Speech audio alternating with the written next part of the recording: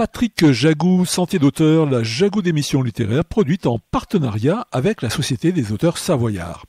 Aujourd'hui, j'ai le plaisir d'accueillir Sophie Muffat-Méridol. Sophie Muffat-Méridol, où êtes-vous née? Êtes-vous savoyarde? Eh bien non, je suis lyonnaise, mais je suis tombée amoureuse d'un Haut-Savoyard. Par conséquent, je vis à Megève, en Haute-Savoie, depuis plus de 15 ans. J'y ai désormais mes amis, ma famille et mes repères. Et j'ai nourri une très grande passion pour ce territoire. D'abord parce que j'aime y voir défiler les saisons. C'est vrai qu'il est rare de vivre dans un endroit où la saisonnalité modifie autant le paysage et puis ses habitudes de vie. Et puis j'aime aussi les gens qui vivent là. Avec eux, j'ai appris l'authenticité. On a partagé des valeurs. Je trouve qu'il existe en montagne un profond respect pour la mémoire, les traditions et surtout les aînés. Et par conséquent, je me suis attachée à cette montagne, même si parfois j'aime quand même retrouver ma ville de Lyon. Sophie Muffat-Méridol, vous écrivez, à part écrire, que faites-vous dans la vie? Eh bien, j'ai envie de vous répondre que l'écriture me demande beaucoup de temps. Je crois que vous le savez aussi en tant qu'écrivain. Il faut sortir, faut respirer, faut rencontrer des gens et ça prend beaucoup de temps. Et puis, comme disait Jacques Brel, le talent, ça n'existe pas, c'est du travail et du travail.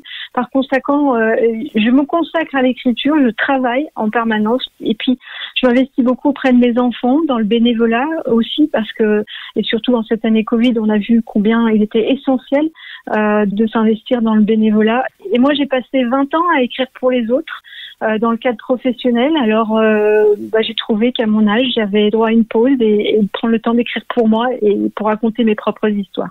Sophie Muffat-Méridol, dans quelles circonstances avez-vous commencé à écrire? Je vais être très nostalgique. Je crois que j'ai commencé à écrire quand j'ai tenu un stylo entre mes mains. Je voyais mon grand-père qui écrivait à son bureau avec ses pleins et ses déliés, comme on n'apprend plus aujourd'hui à écrire aux écoliers. J'aimais l'odeur de l'encre, j'aimais le bruit de la plume sur le papier, j'aimais les ratures, j'aimais les carnets. Je notais parfois des mots pour les apprendre en cachette parce que je les avais entendus les adultes les prononcer et je comprenais pas. Alors j'ai l'impression que c'était des mots précieux.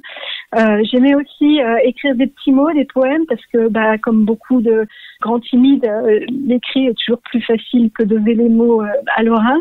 Et puis j'ai découvert les grands auteurs grâce à ma maman qui avait une bibliothèque extraordinaire dans laquelle je suis allée puiser les livres, je suis allée lire les romans, les nouvelles et je suis véritablement tombée amoureuse de la littérature. Pour moi, lire ou écrire, c'est une respiration qui est devenue nécessaire. Sophie Muffat-Méridol, pouvez-vous nous parler en quelques mots de votre livre intitulé « Le pâtissier de la place Saint-Paul » ?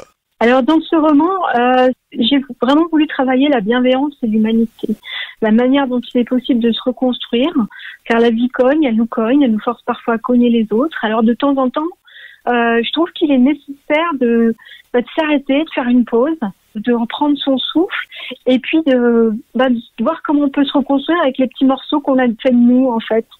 Et c'est le cas de mon personnage central qui s'appelle Joseph Sur. C'est un homme d'un certain âge à la fin d'une histoire mais avec l'envie d'en vivre davantage et il décide de retourner dans la boulangerie de son enfance, celle de la place Saint-Paul à Lyon, dans laquelle sa maman allait lui acheter un chausson aux pommes à la sortie de la messe du dimanche. Et puis bien évidemment, le temps a passé, donc le boulanger, ce n'est plus le même. L'affaire a été reprise par un jeune pâtissier qui ne vend pas de chaussons aux pommes. Il ne fait pas de chaussons aux pommes. Alors forcément, Joseph Sur est déçu. Il décide de rester sur cette place. Là, il va y faire des rencontres. Il va rencontrer Félix, un cheminot qui, à la suite d'accidents de vie, s'est retrouvé à la rue. Il va y rencontrer également Clémentine, une gamine solitaire qui guette la vie des autres derrière sa fenêtre, avec l'envie un jour de faire partie d'une histoire. Et puis, il y a Rose, une femme qui dissimule toujours derrière des fichus et des jupes en laine. Et puis tous ces gens, on comprend qu'ils sont intrigants.